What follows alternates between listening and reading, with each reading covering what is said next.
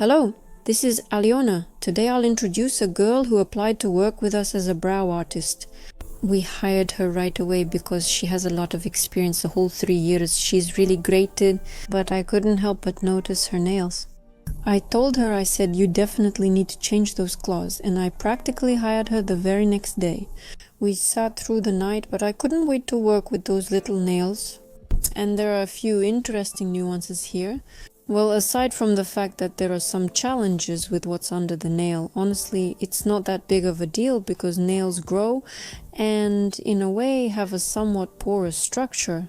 It's normal for dirt to get in there, so don't worry. Remember, she's a brow artist who uses henna and dye. It's quite possible that the nails get stained on that side, but the thing is, the nails didn't turn out to be claw-like. They look like that because the gel was applied incorrectly, and that's exactly what I want to show you. So, for example, let's remove the index finger. And after I just filed down this mound of material, I saw that there was actually no hump or beak there at all. It was just a little extra gel, and because of that, it created the effect as if she had claws. But with proper filing and correct gel application, this won't happen at all. That's exactly what I'm going to show you today. I didn't add anything extra and hardly lifted anything. I'll just clean the cuticle area and file a little bit of the existing material from the inside. It's the same with the big toe. It looks like a beak, I don't know, maybe a kite or whoever has those scary beaks. We file it, remove from both sides and check carefully. And right now, at this very moment, I'm actually explaining to 2 trainee girls. They were also there right next to me at that time. Actually, we spent a lot of time on removal. I was explaining to them how to properly remove nails, showing them visually how to file the side walls, from which angle to look, and where to place the file. Because a client like that, a model like that, is simply worth her weight in gold. If I see someone like that, I am just ready to pull the person out of the crowd and drag them with me into my manicure cave. Notice here our parallel is sagging a little bit, and at this point I show that you need to file basically using the tip of the nail for support and not pressing against the side wall. And this guy here really suffered badly. Well, obviously, yes, the right hand, the index finger. And here everything is easy, it couldn't be simpler. Here you need to glue it. We can use a liquid base coat. I prefer it since it seeps in. If you don't have one, use super glue. This is needed so that the crack is simply fixed, and then we can easily remove it. Actually, not the crack, but just file off the nail itself. There's a phone with a timer in the background, and I wanted to show how quickly this bit removes such a huge amount of material. I think it took me 48 seconds, but unfortunately it wasn't visible everywhere, but I managed to remove it really quickly. And considering there were several layers of gel, I think that's a complete success. Yes, I'm incredibly happy. I finally have the powder I begged from my sis. I told them we really need powder because I'm tired of random pharmacy brands. You never know what you'll get. So they added something to the formula. I'll discuss that later since I have the pilot version. Let's just say some samples. But I already like it. The only thing is, I would like to improve the packaging a bit, but that's, as they say, a whole different story. And here a little later. I think you've already noticed that 2 middle fingers are missing, and they're not missing for no reason. The thing is, the middle fingers are the longest on each hand. And usually when you bump into something, it's with those fingers. That's why people often come to get those fingers extended. Well, for some people, it's the pinkies that suffer because they're on the edge and they get hit sometimes too. So we'll be extending those as well. And here I also ran into some difficulties. First of all, nails have their own arch. And of course, this causes some minor issues when placing the paper form for extensions. I plan to use paper forms today to add the missing length. She refused to shorten the length, even though I suggested it to reduce finger strain. She insists on keeping them long. Well, the customer is always right. The client's wish is the law. So we're trimming the form. I have these forms here. I decided to try them out. And by the way, I like them. They're quite firm and hold their shape well when you place them. They don't move or get deformed. Overall, I like them, although it's fair to mention that they are quite a bit more expensive, but still. And here I make a really big mistake. I placed the form correctly. I put it on straight, forgetting that all my nails are like this. The rest are relatively natural and have a natural anatomical curve, meaning they are slightly angled downward.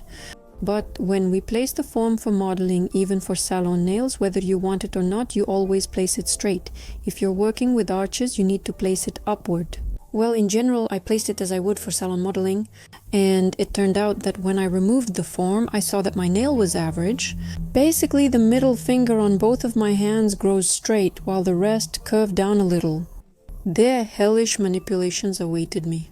I decided not to redo it since I couldn't put the form on correctly again, so I thought I'd build it up from the inside.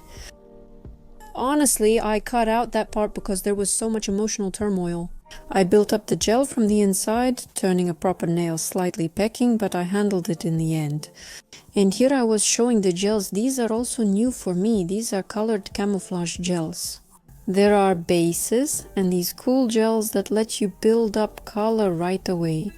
That's really great because these gels will be our base for the design. For the design, we didn't know what to do until the last moment. We only realized that it was getting close to 1 in the morning and we just wanted to finish as soon as possible. That's why, as always, I went with a super quick abstract design in the style of splashes and doodles or something like that. The main thing is to pick brighter colors and make it all a little bit shiny. Well, in the meantime, I'm already finishing up extending this little nail. And I left the filing off camera because honestly I think it's really boring to watch me file. If that's not the case, let me know in the comments. Here is our final result. The nails look natural. Well, actually they are natural, just a little bit filed in some places. But still, you wouldn't say that they're obviously extended. Next, I take a few bright shades. We chose the neon collection because after all it's summer. I want something kind of bold and vibrant, and of course we're going to have 2 different hands. Just because we can, not for any particular reason, but simply because we can. Why not? One right, one left, that's my main motto in manicure. Here I don't overthink it, I just put these little stripes and help myself a bit with the brush. You don't have to do this. I just decided to spread it out so the layer wouldn't be too thick. Just in case, God forbid, something wrinkles. Newtons rarely wrinkle, but I'm just being careful. I won't need to even out much with the top coat. We cure the first layer of the design, in this case yellow, and then add the second shade overlapping it. And I had yellow and blue, and at that moment I told her that it seemed like we made an IKEA manicure. For those who don't know, IKEA's logo is just yellow and blue and the shape is about the same. So in my eyes, that's kind of what an IKEA employee's manicure might look like. Well, what about the other hand? A beautiful summery mix of purple and pink on a blue background.